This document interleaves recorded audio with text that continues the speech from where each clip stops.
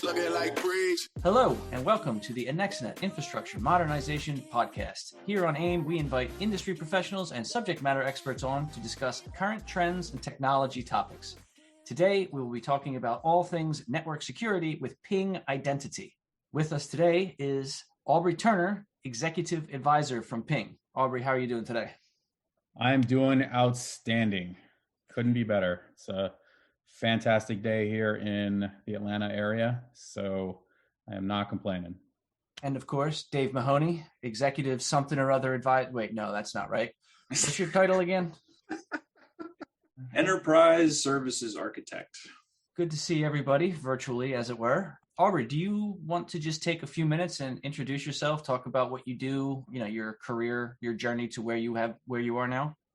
Yeah, for sure. I can definitely provide a little quick sketch of that. So background in cybersecurity spanning roughly 20 years, well over half of that in identity access management. Did a 5-year bid in data security and privacy as well, and covered some of the other security domains, right? Network and others during that time. Career has taken me from Big Four, Deloitte, to smaller security companies, Fishnet, and then Optiv, and now I'm at Ping Identity.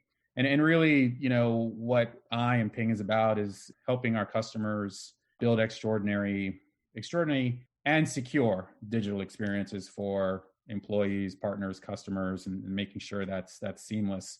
So that's really my focus. And again, great to be here. So thanks, Chris. I didn't know that you were a Deloitte alum, Aubrey. So am I. Oh, really?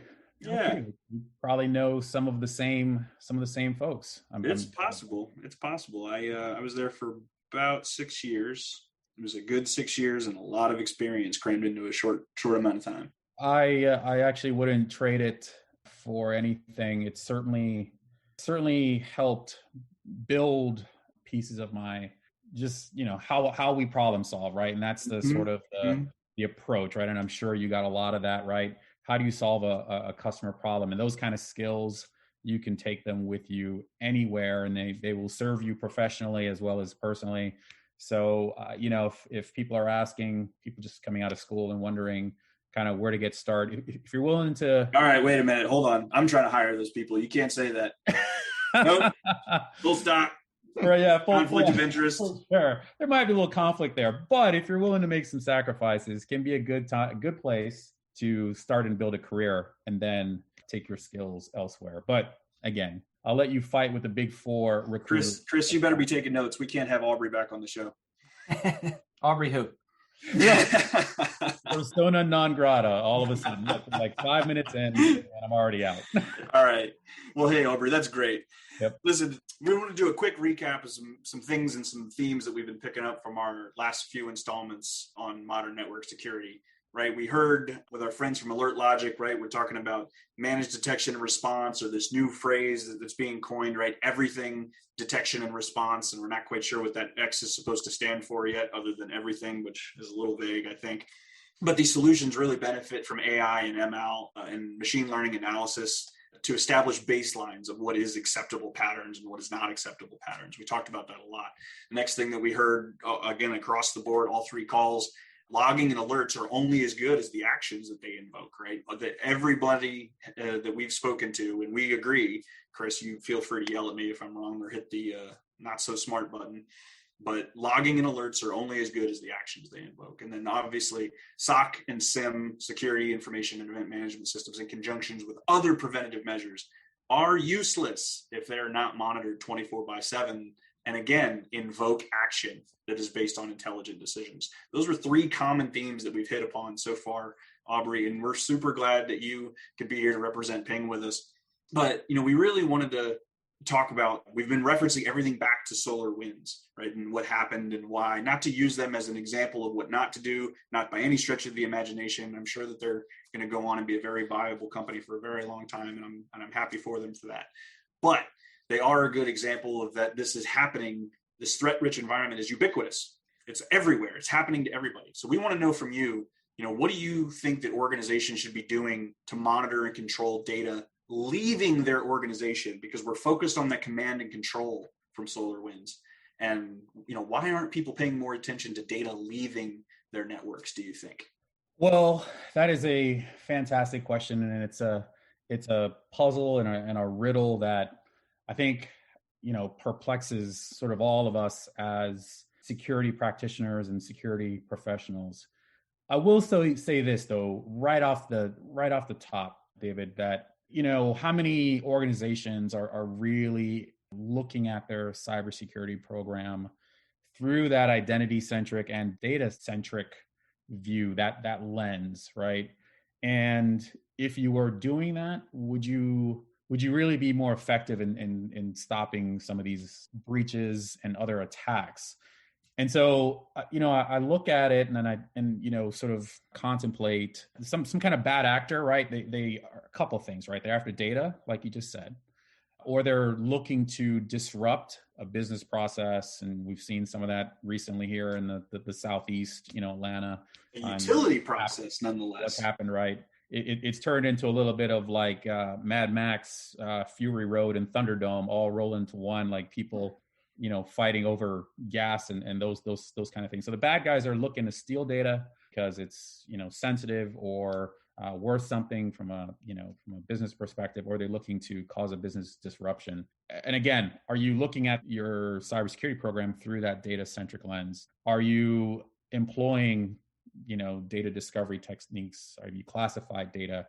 Are you labeling your most critical data elements? And again, have you applied risk to this whole thing? Because that's really what it's about, right? So, I was going to say, it's not the data by itself is not necessarily the inherent risk, right? Or the inherent problem. It's the risk and the privacy and the confidentiality of the data that is in question. So if you don't understand that, so all this data, so you keep saying data centric, and you're 100% right, but just so that everybody understands, right? What we mean by data centric is understanding the risk that's associated to the data if it gets out. It really doesn't matter without the risk, without the context of risk. Again, what's the point? And I mentioned in my introduction, I spent a good half a decade working with data loss prevention technologies as they were in their infancy and sort of coming onto the market, and people were looking at them. A lot of things that plagued those systems and reasons why people shied away or didn't adopt them is, of course, false positives. And you said it at the top of the call. Does that alert invoke some action? Or are there just too many of these quote unquote alerts that you're just sort of like, there's so much data, you don't know how to, that needle in a haystack kind of thing, right? Or you're trying to find that one thing that points to some actual real incident happening. So early on, those were some of the challenges. And I would say the other part of it is there weren't prescribed data owners. So it's kind of like that thing where'd you leave the sensitive data, Chris? And Chris goes, David, I thought you had it, right? So we're all just pointing fingers like, so there's no ownership of that sensitive data. So when it comes to making decisions about it and including risk, again, there's oftentimes sort of confusion. Everybody's in the middle of the road, and the middle of the road is where you get run over, right? Now, you brought up, yeah, you're right. But when you brought up data between people and who owns it, were you talking about between organizations or within a single entity or a single company? Well, it could be both, right? And if we just pick on the single entity for a moment, again, I started working with some of this technology right as it was, coming into the market, or shortly after it had come into market. And one of the things that was missing is we would find sensitive data, but we were missing the context of usage, right? So we would look at the ACLs, and oftentimes the access control list would tell you, hey, Chris technically owns this data. He's got, the read-write responsibilities for it. We go talk to Chris and find out. You mean the actual permissions on the files and on the data itself? On the data itself, and then we go look to find Chris to figure out, hey, what do we do with the sensitive data that's sitting someplace that's not secure? I was going to say, if you were at someplace where they were using role-based access controls at firewalls on those access control lists, we were going to have a problem, because that's probably the most broadly permissioned network in the world. Right. Yeah, but again, we would go looking for Chris and find out Chris didn't work for the company anymore, right? So that we've got orphan account problems. But then we do some further research, and maybe we would find out that you, Dave, were actually the one who used the data the most. Well, so this is actually funny. It's funny that you brought up this as a particular example of because everything that you've been talking about is data stewardship and data ownership. Sorry. But before you brought up the data ownership, you were talking about you have to take a certain amount of care with the data. And then in order to do that, you have to understand the risk. That was your premise when you started. And so that's all about data stewardship. The funny thing is, and the common misconception is that the data steward can be several different types of people. They have several different types of personas and have a business and functional reason to access the data. However, the data owners within an entity, and this is ubiquitously true, by the way, there is no deviation, is the senior management of the company holding the data legally. Yeah, I ultimately... Right? It is always their senior management. Yeah. Not the person who is the data steward, who could be the application owner, which is, I think, what your example was pointing to. Exactly. And a lot of people, I think it's become one of those things we say and don't realize that we say it. Right.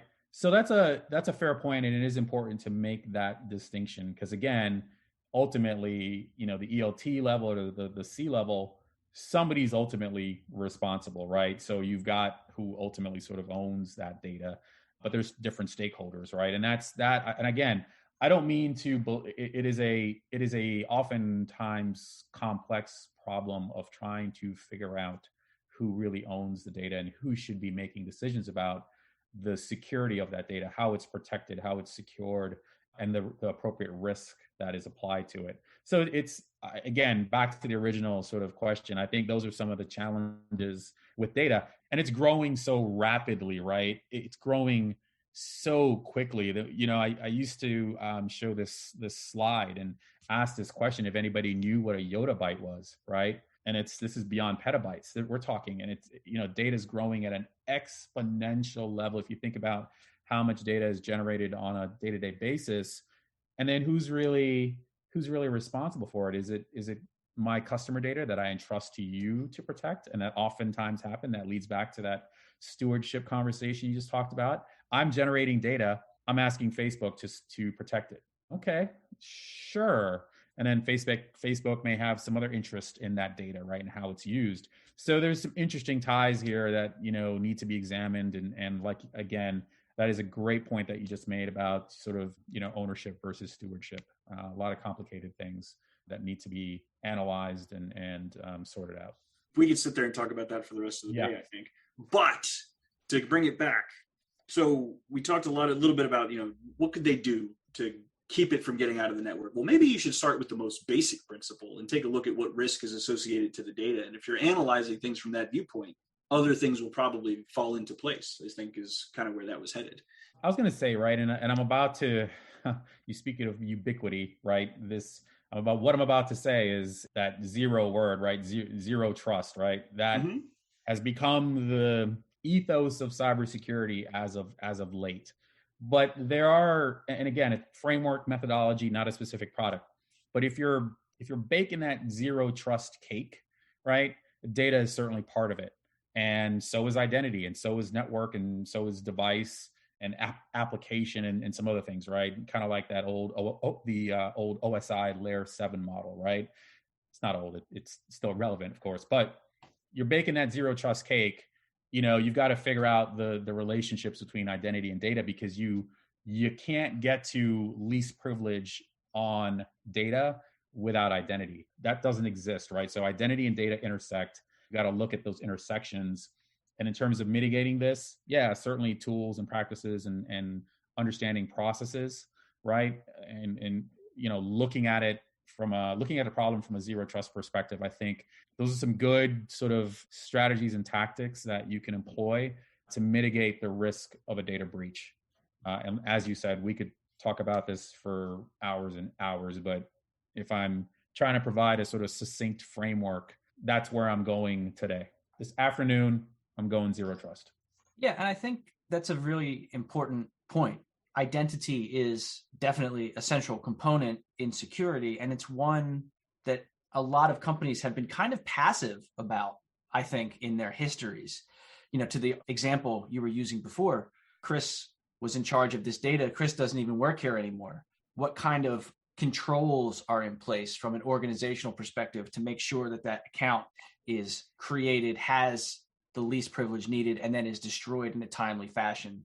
How are people auditing that? How do we make sure in a more active way that the identities of individual human beings as well as service accounts are appropriate, have the access that they need and only that access, and then are destroyed when they're no longer needed? So Chris, is a lot to certainly unpack there. But what I'll add to that is, understanding, again, the human identities, right? And then the identities of the services and devices. I mean, think about your own home and all of the IoT devices. I mean, I probably add one a month, right? Well, they're always on sale. Yes, they are. And yes, that is a... They are always on sale, so it makes it really easy to, add another one, right? Way to highlight the consumerism there, Mr. Hayner. Good job. I need a Roomba to clean my Roomba.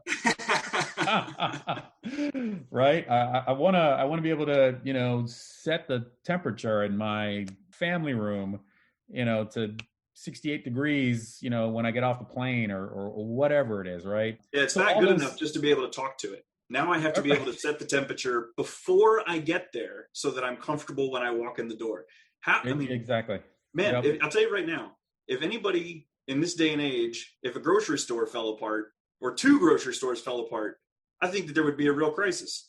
I go back to the, I go back to the sort of gas crisis that's going on in the Southeast right now. I mean, it's got ripple effects. And what I think is funny, I'm sure the electric car, I had happy hour with a buddy of mine, David Lee, yesterday, and he's got a Tesla. So he's all, smug. Like I'm not worried about it. I'm like, I asked him because he just moved to Atlanta. I go, man, you worried about this gas crisis thing? And he reminded me that he proudly drove a Tesla. And there again, there's another IoT device, right? Because we're talking about how he could summon his car from where we were sitting. So everything has some kind of identity, and everything has some kind of identity, and we need to identify it. Ha ha ha. But seriously, we need to understand the identity, the permissions that it has. And Chris, I love where you were headed in terms of sort of only granting permissions and access sort of from a just-in-time perspective. I think that's where we're headed. We're not there yet. It's I don't want to say that's, like Star Trek stuff, but it's going to take some time for us to get there.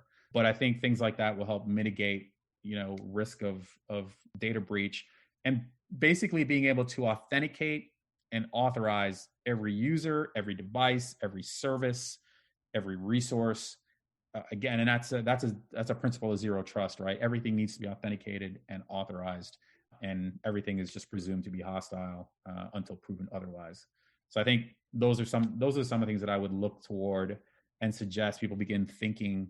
We've got to shift our mindset, right, and shift in that direction, because again, that's how we're going to mitigate some of these really bad security breaches and data loss.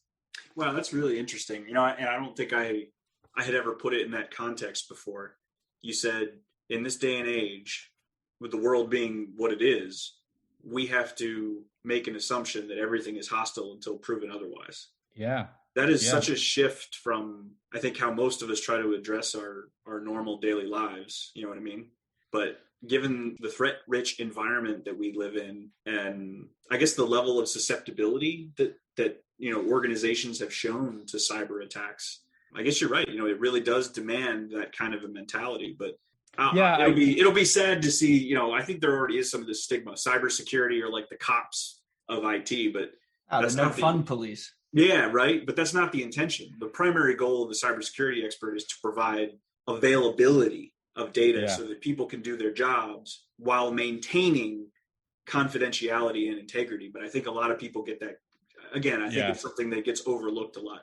And when you said that, it made me realize, that's probably why. That is part of our job, but we can never sacrifice the availability. Yeah, so I refuse to be labeled as a fun sponge, guys. Right. I'm not. Yeah. I'm No one not. wants I'm that. not going out like that. It's Yeah, not. I don't want to be That is that way. not a thing. Although, That I is bet you if you talk to my wife, I bet you she'd be like, "Yeah, Dave, that's you." Dave, hashtag fun Yeah, sponge. she would too, and I bet you she'll post it on Facebook if she listens to this. Trending. Oh boy. I mean, yeah. All right, Aubrey, that's where I draw the line. When you start saying I'm trending, now we got to go outside. Cut. I'm too old for trending. That's funny. So hey, listen, we've been doing a lot of talking, a lot of great conversation, but I'm really excited to hear about ping security. And you've talked about zero trust and identities and why it's important to have those labels and tag data and understand risk. Talk to us about what ping is bringing to market. And I am super curious to hear not only what you have to say about zero trust, but passwordless technology. Yeah, absolutely. So I'll say, ping, we see this sort of borderless world, right? If you will, if that resonates. I mean, think about the Avengers and the blip, and what happened post blip was this borderless world, right? Obviously they kind of all came back, but what we are seeing at ping is this borderless world, and being able to secure that, because you've got a number of shifting sort of events that are happening, right? Certainly work from home, right? The sort of way that went down in 2020. So remote access, obviously cloud continues to accelerate, and sort of more consumption of cloud-based services, APIs, and the risks that are inherent there. And like we already talked about, right? The explosive growth of, IoT.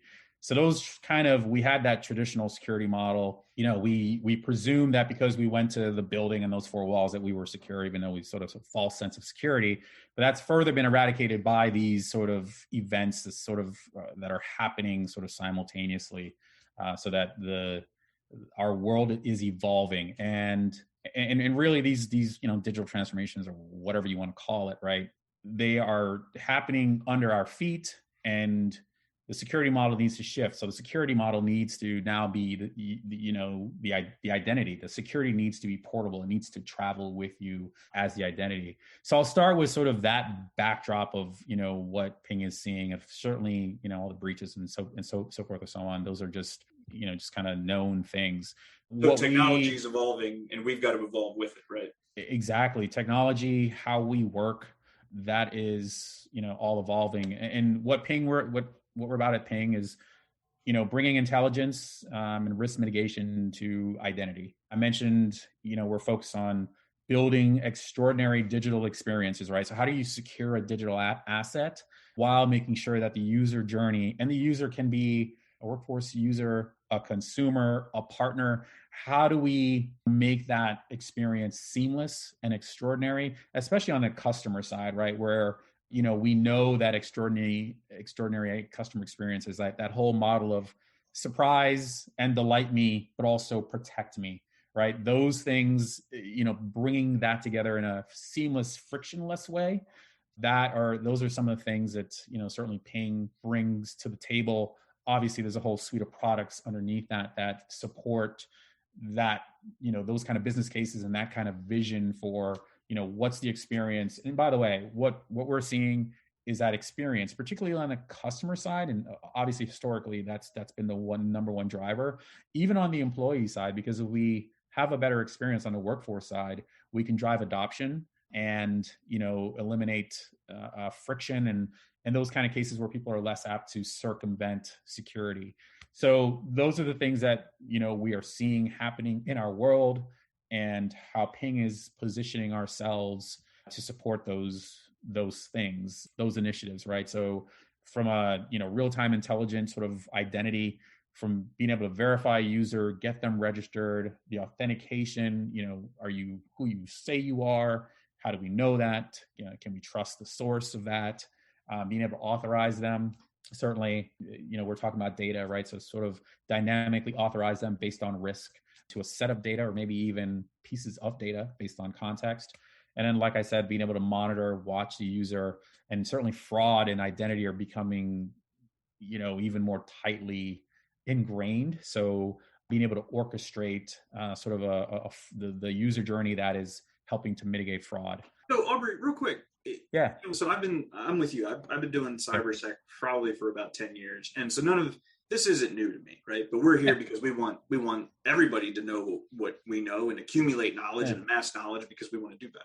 So none of this stuff, what you're saying, is new to me. But I will tell you, it sounds, if you put yourself in someone else's shoes, it sounds complex and challenging. So one of the questions I have about moving toward a good identity program that really works for your business to provide protection, and then being able to then, by maturing through that, being able to move to things like zero trust and passwordless. Is it hard? Well, I mean, if it were easy, everybody would do it, right? Okay. Fair enough. So just a little bit of a joke there, right? This doesn't have to be rocket surgery, right? That's what I tell my boss during my annual reviews too. I'm like, hey man, if it was easy, everybody would do it. Right. Right. This does not have to be rocket surgery, but there are some things that you can do to make your life a little bit easier. And hopefully I'll do a good job of kind of simplifying that, right? So I'll start with a couple of things, right? SSO everything. And I know that's a statement and everybody's going to freak out and go, dude, what are you talking about? There's like all kinds of apps we can't SSO. Just bear with me, right? So SSO everything, MFA everywhere. Those are two kind of things that if you sort of accept them as concepts and then apply a risk-based strategy to both of them, yeah, sure, I understand it. You're not going to be able to MFA everything, and you're not necessarily going to be able to SSO to everything. But again, approach it as a concept, as part of your journey that will put you in a position, and you sort of take these little smaller bites at the apple, so to speak, right? And so I'll go down a layer further, right? The SSO everything, centralized authentication services. That way you can sort of orchestrate the user journey, right? How they think about it from a pre-authentication and post-authentication risk analysis. So if you're SSOing everything or as much as you can and centralizing authentication services, then you've got a control point, right? And this is identity as a control plane, that concept, that notion, being able to consume risk signals, being able to sort of dynamically make decisions based on that orchestration of the user journey. And oh, by the way, when you take SSO and MFA and put them together, you know what you get? Passwordless. That, in my humble opinion, the road to passwordless is paved by SSO and MFA. And I'll tell you this, Ping has been doing SSO for almost 2 decades, right? This has been the lifeblood and federation and things that sort of Andre's vision, right? Being standards based. But we have Ping customers have the right components, right? To begin sort of centralizing authentication services. And that's, again, my opinion, start there, right? If we're trying to simplify this, start by centralizing authentication services. Make sure you've got multi-factor, risk-based, adaptive multi-factor authentication sort of added to that. And with those two things, then you can eventually, and you're not jumping to passwordless sort of right out of the gate, but it's really about eliminating sort of passwords, reducing the number of passwords. And as you sort of begin to reduce the number of passwords, you eventually move to passwordless, password-free type scenarios. And by the way, there are unique aspects of every organization. So passwordless is going to mean something different. And I don't mean to downplay that aspect of it. So you have to understand your unique use cases. But the main point is these are some key things that I think everyone can do to put them on the way to beginning to reduce their password footprint. Centralized authentication services, i.e. SSO, and then adaptive multi-factor authentication. Man, that was an amazing summary, by the way. Holy cow. That was fantastic. I'm impressed. Very. I looked at my magic eight ball, and this is when I shook it. These are the two things that popped up, so I just went with it. Well, it worked. Given there's only like 3 or 4 words on that 8-ball triangle, you came up with a lot from very little speaking notes. Anyway, let me ask you a couple questions. Let's see if we can try to get these succinctly. I hope these aren't. If you have a whole dissertation on each of these, I'm going to have to rethink how I'm going to phrase it next time. There's going to be part 2.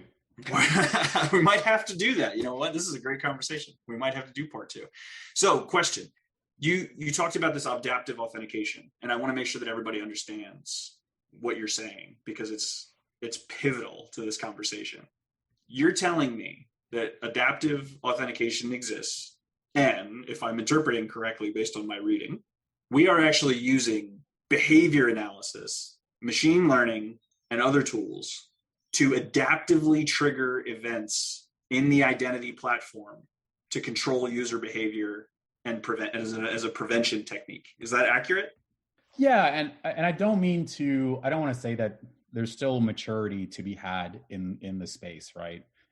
Whether it's Ping or others, our competition, or even other related and our partnerships, our technology alliance partnerships. Because one thing that I will definitely state now, because I think this is a good time to say it, we view, right, zero trust as a team sport, right? We don't see it as a, hey, buy Ping or any access identity security solution and your zero trust problems are solved. That's not how we see it. We view it, again, as a team sport.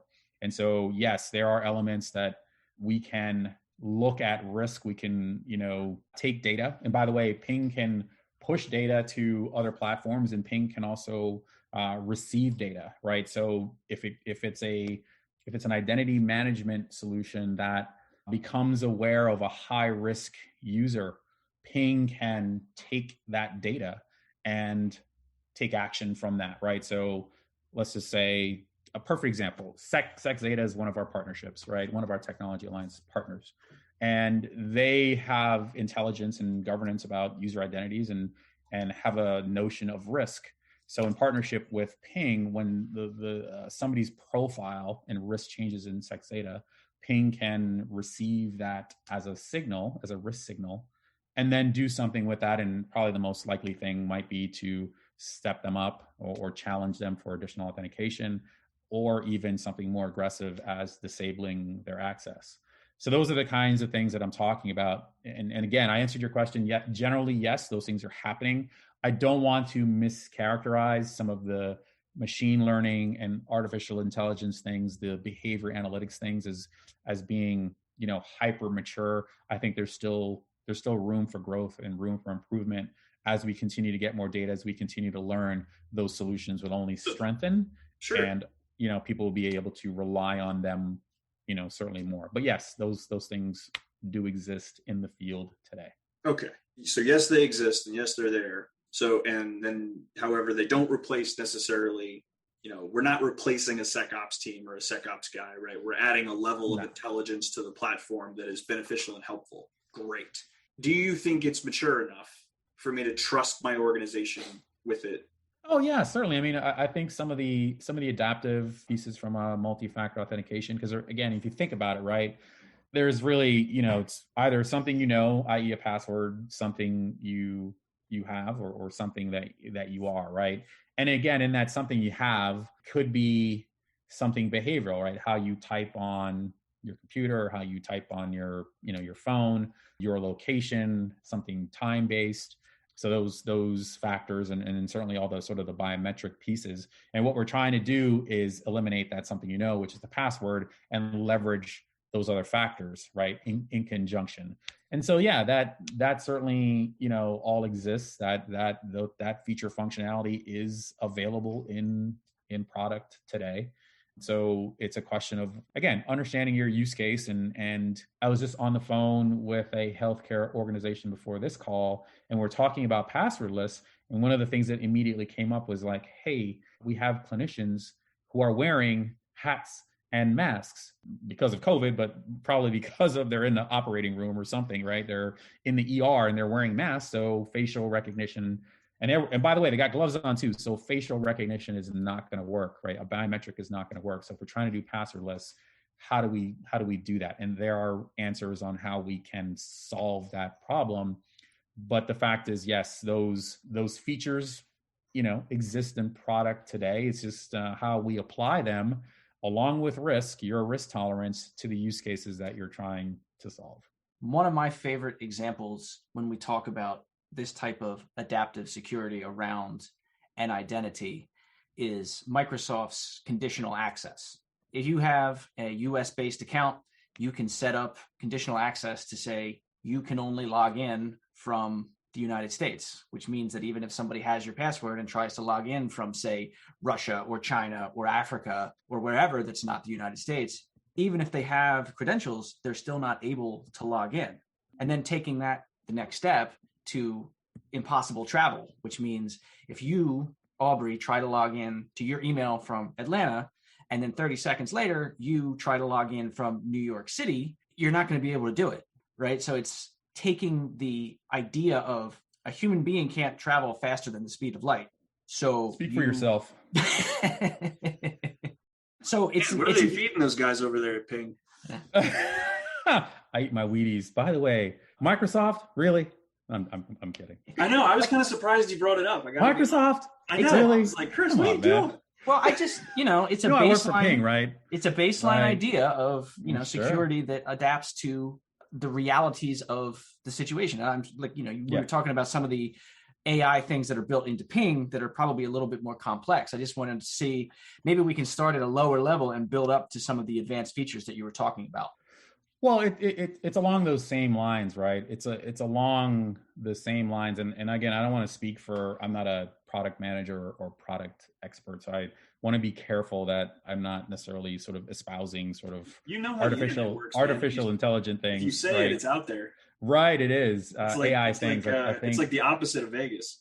Yeah, I'm gonna get called into Andre's office later today. But no, yeah. So some of the things that you're talking about, like with the conditional access, that's kind of what I'm talking about. Sort of more or less is sort of being actual, real in product, and the impossible travel is a great example.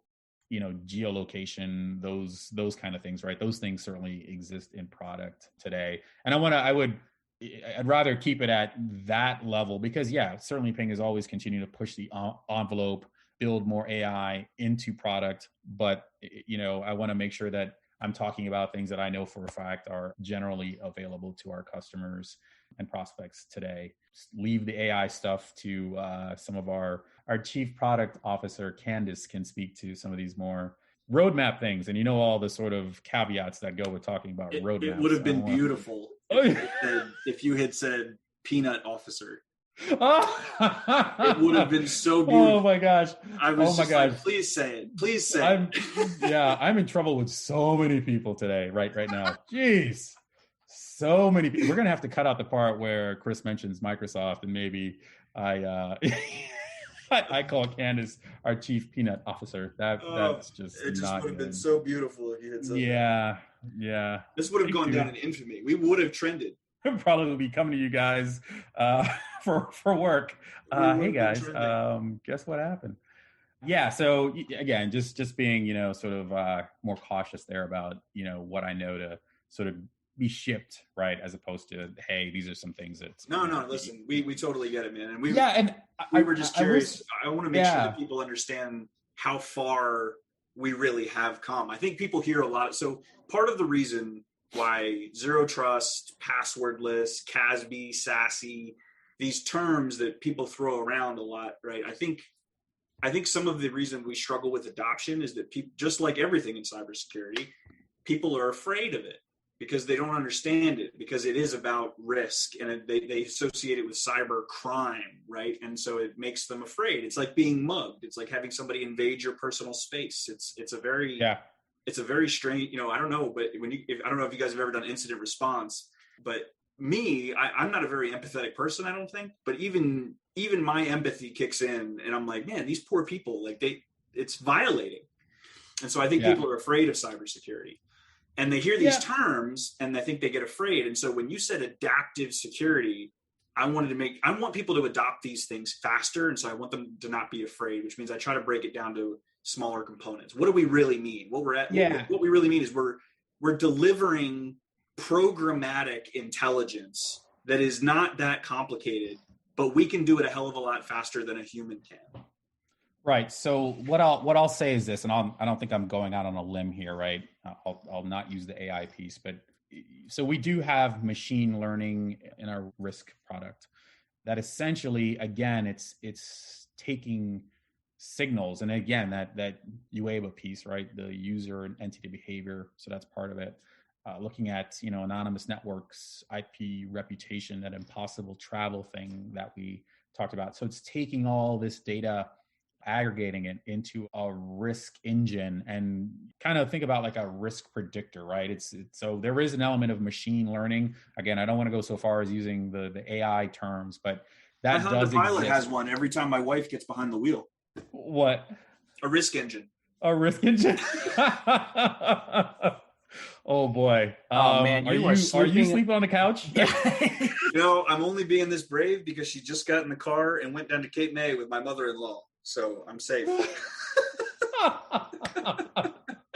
It's just me and the boys. No, I just wanted to take us from the realm of the theoretical into the realm of the practical and get some of your thoughts around ransomware. Attacks are something like 300% year over year, going back 3 or 4 years. So it's obvious this is not going away. The Colonial Pipeline just got slammed. They were completely shut down. They paid a $5 million ransom, allegedly, just to get functional again. What kind of shifts in people, process, technology are you seeing in the security marketplace to help people and companies mitigate the threat of ransomware? I'll start by saying this, and my boss, Richard Bird, had really strong words on LinkedIn about this. I can't remember them exactly verbatim, but it's kind of like one of these sort of, kind of like how baseball has these unwritten rules and things, that these customs that you follow. It's like we often don't sometimes call out our security brothers and sisters when we should, right? If you get a chance, Richard Bird, just a great sort of really succinct quote about, like, seriously, like this happened. And again, I live in Atlanta.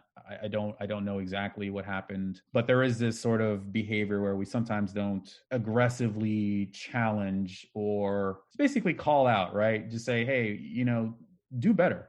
Right. And again, I don't know what happened, and I'll leave it there because I want to be just very, very careful. And I know there's a lot of hardworking men and women at Colonial Pipeline that I'm sure were up countless hours trying to figure this out and prevent that sort of Mad Max Fury Road beyond the Thunderdome. And people already drive crazy in Atlanta. So could you imagine some of the stuff that could have been going on had this stretched out? So I'll leave it there. And what I'll say, the capability and the solutions to prevent something like this, they exist. They're in the marketplace. They are tools. And again, if you're looking at that zero trust stack and you're baking that zero trust cake, I'll start with certainly identity. Do you understand all the identities that you have and what they have access to? From a network perspective, do you understand, do you trust where, identities are coming from, devices, sort of data security, the application itself? So the tools and capabilities, I think, to mitigate this do exist. And I can't forget about sort of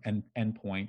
I'm making some assumptions and guesses about how the attack, the kill chain or whatever, right? However that may have occurred. But a couple of things. So certainly from identity, locking down identities and access security. Certainly, again, like I talked about, centralized authentication plus, multi-factor authentication, and a really strong dose of privileged access management. Like I said, I don't know how it happened. I'm making some assumptions, but I'd be curious what capabilities and how sort of deep and ingrained privileged access security was, because again, did they elevate to a privileged account and use that as part of, again, the attack? And so mitigating embedded credentials, secrets management, shared accounts, sort of all those things, right? And heck, tying what you're doing with privileged access management back to SSO and MFA. And that integrated ecosystem, what does your identity fabric look like? And then do you understand on the identity governance administration side, do you understand who has access, what do they have access to, and more importantly, more critically, how they're using that access? Those tools exist in the marketplace today, and they have for years. And there are patterns and recipes for integrating these things. Certainly glad that they got it figured out. I without knowing all the details, and who knows if they ever will come out. I thought I saw something where somebody was presuming or thought that it might be a unpatched or older version of Microsoft Exchange. I really hope that that's not what happened, and that it was a little bit more sophisticated. That's the thing, right? Some of these attacks really aren't that sophisticated, but I hope it wasn't some sort of unpatched old version of Exchange server that was hanging out there, because that's table stakes. That's low hanging fruit. That's like the bare minimum. Do your effing job kind of thing, right? And I don't mean to get all whatever, but that's do your job, right? Do your job. Hopefully that's not the case. As a data steward and as a data owner, yeah. Like, let's get back to the table and do something. Yeah, I hear you. Right. Aubrey, earlier in the episode, you had mentioned digital transformation and how things are adapting, and it's, moving under our feet, right? Like a treadmill we're not keeping up with. Talk to us a little bit about API security and what Ping has to offer there, and how that can help, because I think that's kind of the new wave, right? Yeah. So Ping has a product called Ping Intelligence for APIs, and it's really at its core, it's a few things. So being able to dynamically discover APIs, because again, kind of like shadow IT, right, which is now largely sanctioned as part of digital transformation, right? That's where all the transformation was occurring, was in cloud. But you didn't know where the shadow IT was, right? And so tools like Netscope and McAfee's product kind of sprung up to help you identify that cloud usage, and whether it's SaaS or infrastructure or platform, to help you find those services that you were unaware that you were using, right? Unbeknownst to you, you were actually using this service. Same idea applies to our tool. So the ability to kind of dynamically discover those and have those in a single pane of glass. And then being able to track that activity. And this is where the intelligence, the AI machine learning come in to play, so we can look for API abuse, hacking activity, or activity that abnormal activity, right? So being able to identify that stuff, sort the good from the bad, and then being able to present that in a single pane of glass. That again, and this is great, right? I love how you guys started talking about this, right? And there are a number of pretty high profile breach cases out there where data was there, but nobody took action on it. And that's the thing, right? Can you make this actionable in some way? Or one, easy to see and interpret, consumable, and then make it actionable. So being able to discover the APIs, then detect misuse, and even through some API honeypots and some other things. Again, one of our Ping Intelligence experts can certainly go much deeper. I'm going like, a mile wide and an inch deep here to use that terminology. But discovery, blocking, reporting, and again, sort of the AI machine learning. I feel like this has probably popped up on a list of things to watch out for the last couple years. And maybe it's because our security teams are consumed with things like ransomware and some other things, and trying to sort through, just kind of keep the lights on, that maybe they're not being proactive. And oftentimes, guys, we react to things, right? We wait until something happens. It's like healthcare, right? Hey, you're not going to the doctor on a yearly basis. You're not, checking your, like anything, your car or whatever it is, right? You're not doing preventative maintenance. And so, there's probably maybe got to be some, really bad things happening for more attention. But if I'm doing my job, I'm calling that out to our listeners, and just calling that to their attention, to keep an eye out for what's happening with APIs in your environment. And if you don't know, then you should ask somebody. And hopefully that's Ping. Well, that sums it up far better than I could. That was a mic drop. Did I not just drop the mic? If I was on stage, I literally just dropped the mic and walked off. only at a nerd security conference, but yeah. Yes. Yeah. Hey, so you're in good company is what I'm trying to say. Yeah, exactly. Right.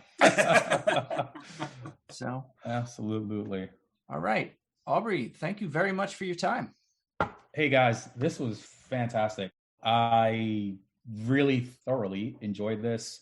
But yeah, what we do matters, and hopefully, our listeners, picked up some things that maybe help makes things better.